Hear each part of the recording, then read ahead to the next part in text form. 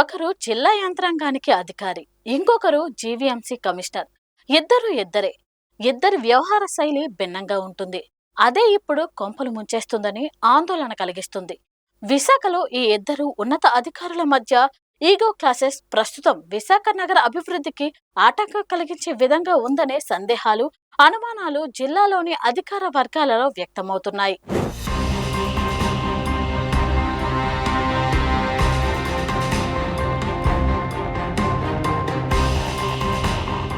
ఆ ఇద్దరి మధ్య నిత్యం అన్ని విషయాల్లో కూడా ఈగో అనేది నానాటికి పెరిగిపోతుందని అంటున్నారు. ఇది పరిపాలనా పరంగా చాలా ఇబ్బందికరంగా ఉంటుందని, ఎప్పటికీ ఆ అధికారుల పర్యవేక్షణ లేక కొన్ని చోట్ల పనులపై తీవ్ర ప్రభావం చూపుతుందని భావిస్తున్నారు. పరిపాలనలో ఇద్దరు ఉన్నత అధికారుల శైలి వేర్వేరుగా ఉండటం సహజమే. అయినప్పటికీ ఇది ఆధిపత్య పోరుగా మారి నగర ప్రగతికి అడ్డుపడే స్థాయికి చేరిందన్న టాక్ నడుస్తుంది. ఆ ఇద్దరు ఉన్నత విద్యావంతులు, పైగా ఐఏఎస్ కేడర్ అధికారులు. కానీ ప్రస్తుతం వీరిద్దరి మధ్య నడుస్తున్న నిశ్శబ్ద యుద్ధం మహానగర అభివృద్ధికి గొడ్డలి పెట్టుగా మారే ప్రమాదం ఉంది.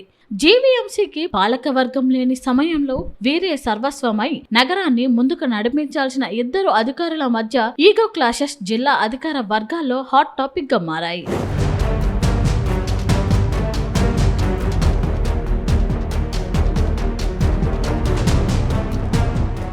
ఆంధ్రప్రదేశ్ ఆర్థిక రాజధానిగా, అంతర్జాతీయ స్థాయి ఐటీ హబ్ గా వేగంగా విస్తరిస్తున్న విశాఖలో collector Abhishikt Kishore, GVMC commissioner Ketan Garg మధ్య సమన్వయం లోపించిందనే టాక్ బలంగా వినిపిస్తుంది. ప్రభుత్వ ప్రతిష్టాత్మక ప్రాజెక్టులు, నగర ప్రగతికి సంబంధించిన కీలక నిర్ణయాల విషయంలో ఇద్దరు ఉన్నత అధికారుల మధ్య అభిప్రాయ భేదాలు తలెత్తుతున్నట్లు గుసగుసలు వినిపిస్తున్నాయి. విశాఖను ఒకవైపు పర్యాటక, ఐటీ రాజధానిగా తీర్చిదిద్దాలని ప్రభుత్వం భావిస్తున్న తరుణంలో జిల్లా అధినేతకు, నగర అధిపతికి మధ్య ఈగో క్లాసెస్ రావడం అటు అభివృద్ధికి, ఇటు ప్రభుత్వ ప్రతిష్టతకు భంగం కలిగిస్తుందనే అభిప్రాయాలు వ్యక్తమవుతున్నాయి.